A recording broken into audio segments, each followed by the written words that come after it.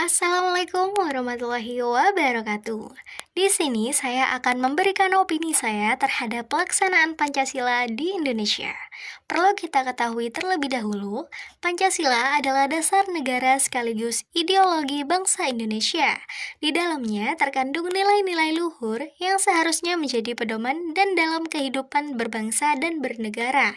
Namun, pertanyaan yang selalu muncul adalah sejauh mana Pancasila benar-benar dilaksanakan dalam kehidupan nyata masyarakat Indonesia. Menurut saya, jawabannya masih beragam. Ada keberhasilan yang patut diapresiasi, tetapi juga banyak tantangan yang harus dikritisi. Dalam praktiknya, beberapa nilai Pancasila sudah terlihat dalam kehidupan sehari-hari. Misalnya, pada sila pertama tentang ketuhanan, bangsa Indonesia diakui sebagai salah satu negara yang menjunjung tinggi kebebasan beragama. Banyak daerah yang memiliki rumah ibadah berdampingan, seperti masjid, gereja, vihara yang mencerminkan semangat toleransi. Contoh lain bisa terlihat dari adanya program pendidikan Indonesia di sekolah yang disesuaikan dengan keyakinan masing-masing siswa. Hal ini menunjukkan bahwa Indonesia berupa mengamalkan nilai ketuhanan yang Maha Esa. Namun, pada saat yang sama, kita juga tidak bisa menutup mata terhadap masalah intoleransi yang masih terjadi. Kasus penolakan pembangunan rumah ibadah, ujaran kebencian antar kelompok di media sosial, hingga diskriminasi terhadap minoritas agama, menjadi bukti bahwa sila pertama Pancasila belum sepenuhnya dijalankan.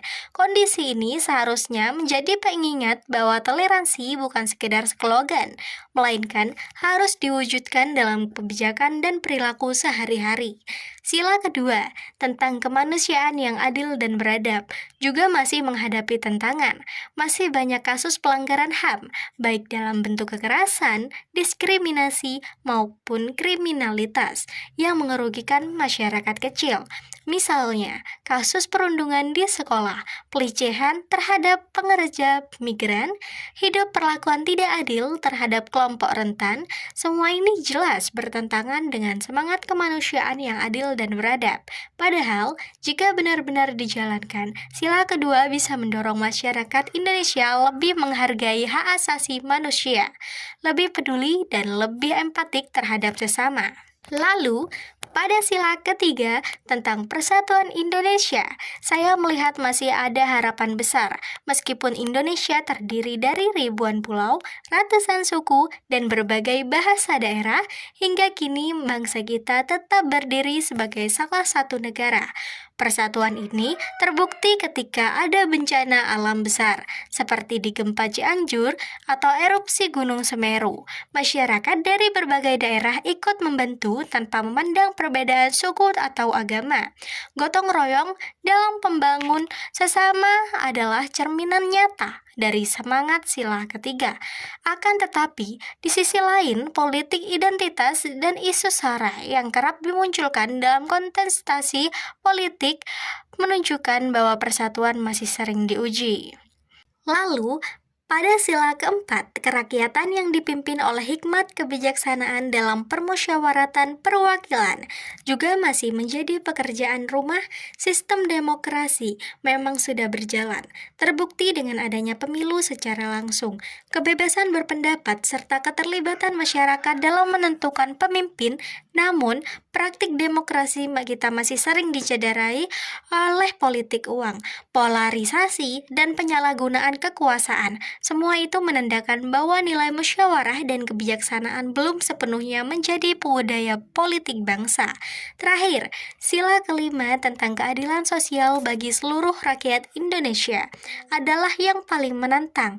Faktanya, kesenjangan sosial ekonomi masih sangat nyata. Data Badan Pusat Statistik atau BPS menunjukkan bahwa tingkat kemiskinan memang menurun, tetapi jarak antara kaya dan miskin tetap lebar. Misalnya, masih banyak rakyat kecil yang kesulitan mendapatkan akses kesehatan dan pendidikan layak. Sementara di sisi lain segelintir orang bisa menikmati fasilitas serba mewah. Ini jelas bertentangan dengan cita-cita keadilan sosial. Menurut saya, pendapat saya adalah masalah utama bukan pada Pancasila itu sendiri, melainkan pada konsistensi pelaksanaannya.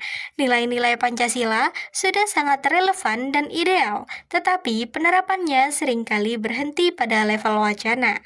Pancasila dijadikan simbol di panjang dinding-dinding sekolah dan kantor pemerintahan, bahkan diucapkan dalam pidato resmi, tetapi tidak terlalu mencerminkan dalam tindakan nyata. Maka dari itu, saya berpendapat bahwa pelaksanaan Pancasila harus dimulai dari hal kecil dalam kehidupan sehari-hari. Misalnya, menghargai perbedaan teman di sekolah atau tempat kerja, serta membantu sesama tanpa pamrih. Selain itu, para pemimpin bangsa harus memberi contoh nyata dalam mengamalkan Pancasila, bukan sekedar menjadikan alat politik. Sebagai penutup, saya meyakini bahwa Pancasila tetap menjadi ideologi yang paling sesuai untuk bangsa Indonesia.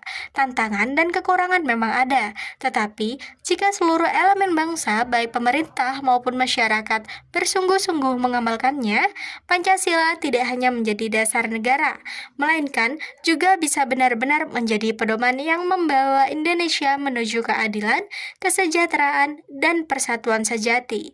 Oke, itu saja opini saya tentang pelaksanaan Pancasila di Indonesia. Jadi, dari hal-hal kecil, mari kita amalkan nilai-nilai Pancasila. Kalau bukan kita yang menjaganya, siapa lagi? Kalau bukan sekarang, kapan lagi?